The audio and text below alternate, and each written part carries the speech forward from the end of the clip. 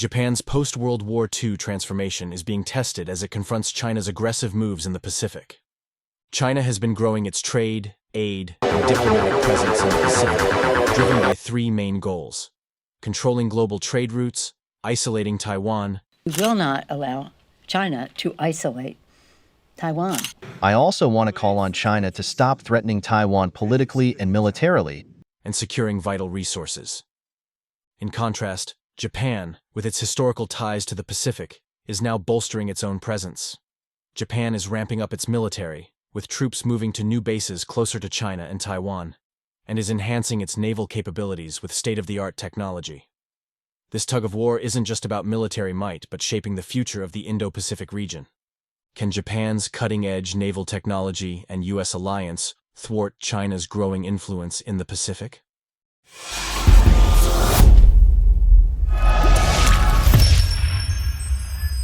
Follow Out There International as we examine how Japan aims to use its sea power to sabotage China's plans for dominance over Pacific waters.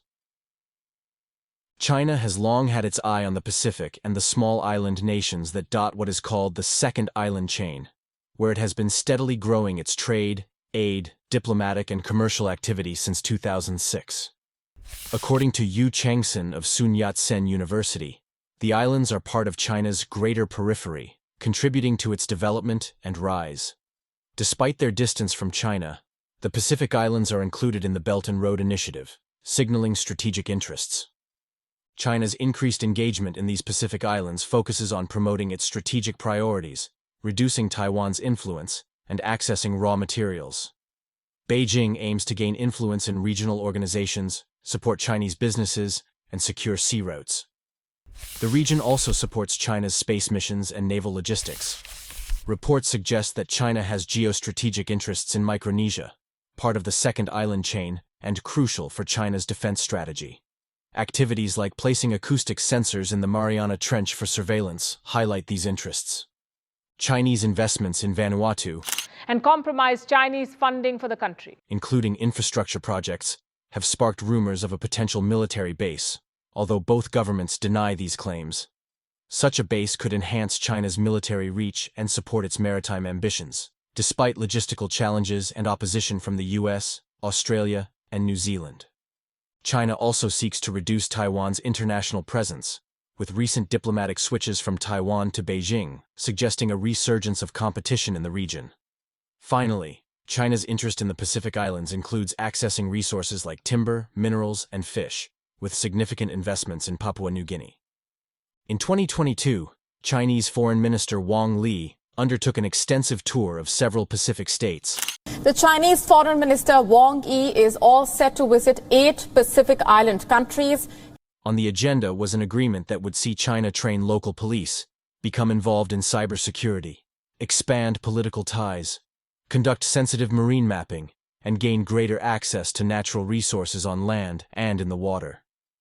In return, Beijing offered millions of dollars in financial assistance, the prospect of a China-Pacific Islands free trade agreement, and access to China's vast market of 1.4 billion people. Even though Minister Li failed to win a consensus from the 10 Pacific nations for his common development vision, several countries signed on to China's Belt and Road Initiative. Most importantly, a few signed security agreements as well. These agreements involve the building of dual military and commercial facilities in return for money and assistance. This is precisely what China wants and has been working towards for decades through its foreign aid program, seeking dual-use development along with regional cyber control. China has also signed a security agreement with the Solomon Islands. China has locked a security pact with the Solomon Islands, which has severed diplomatic relations with Taiwan, and has proposed a new Security Memorandum of Understanding to the Fiji government. Historically, the island nations of the South Pacific have had a complicated relationship with Japan, to say the least. The federated states of Micronesia and Palau were administered by Japan under the League of Nations mandate system before 1941. Japanese troops occupied Papua New Guinea and Nauru during World War II. However, spurred by China's outreach to several Pacific island nations, Japan is now taking greater interest in the Pacific on a diplomatic and security front, after several decades of post-war pacifism.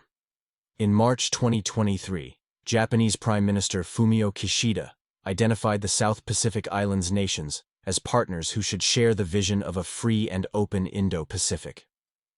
One of the key elements of this new vision is the promotion of a new type of official development assistance and official security assistance.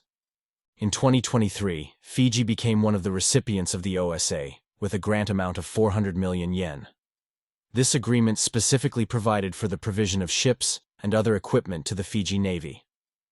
Also, Japan has hosted the Pacific Island Leaders Meeting, PALM, with Pacific countries every 3 years since 1997.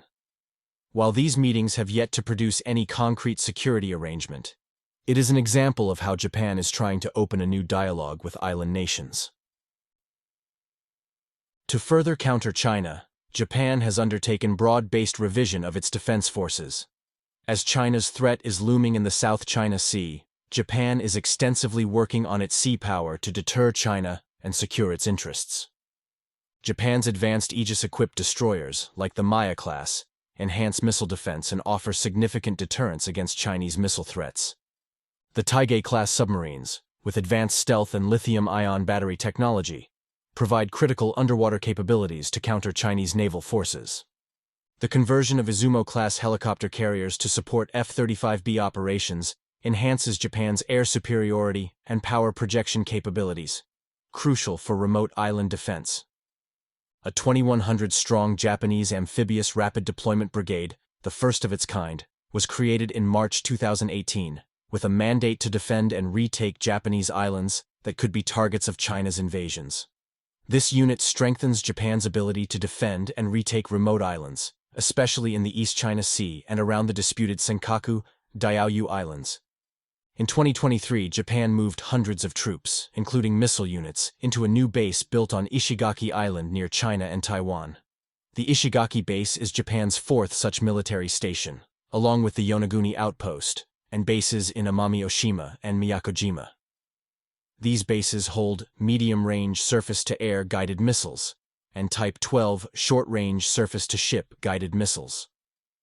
This creates a formidable barrier, protecting strategic choke points such as the Miyako Strait. General Yoshihide Yoshida, Japan's Ground Self-Defense Force, GSDF, Chief of Staff, said in 2023 that, quote, "We must protect our country's territorial sovereignty at all costs, and we need to send a message that we will firmly defend our country."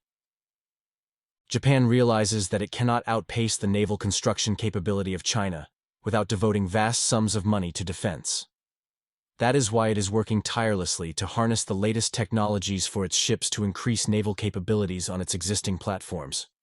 In 2023, the Japan Maritime Self-Defense Force commissioned JS Kumano, the first of its new multi-role frigates. The new frigates have a low radar signature and will deliver new capabilities, including facilities to support the deployment of vessels and the ability to host surface-to-air missiles for medium-range anti-air warfare capability. Recently, Japan announced its plans to build the largest ever multi-purpose patrol boat. The ambitious initiative intends to improve Japan's maritime capabilities, particularly against Chinese ships that often trespass into Japanese territorial waters near the Senkaku Islands in the East China Sea. thwart.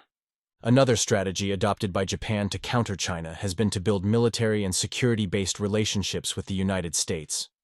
This year, Japan and the United States signed an arrangement to jointly develop a new type of missile defense system, the Glide Sphere Interceptor, to defend against the growing threat of hypersonic weapons possessed by China. Japan has earmarked $490 million for initial development and testing of the interceptor. The interceptors will be deployed on Aegis-class destroyers, like the Ship-to-Air Standard Missile-3 that Japan previously co-developed with the United States. Chinese expansion is encouraging not only Japan, but also other major powers to return to the region. Japan's cutting-edge naval technology and its alliance with the U.S. provide a robust framework to counter China's growing influence. However, the effectiveness of this strategy will depend on continued technological advancements, sustained political will, and the evolving geopolitical landscape in the Indo-Pacific region. Will Japan have to let go of its pacifist constitution to successfully deter China? Let us know in the comments, and thanks for watching.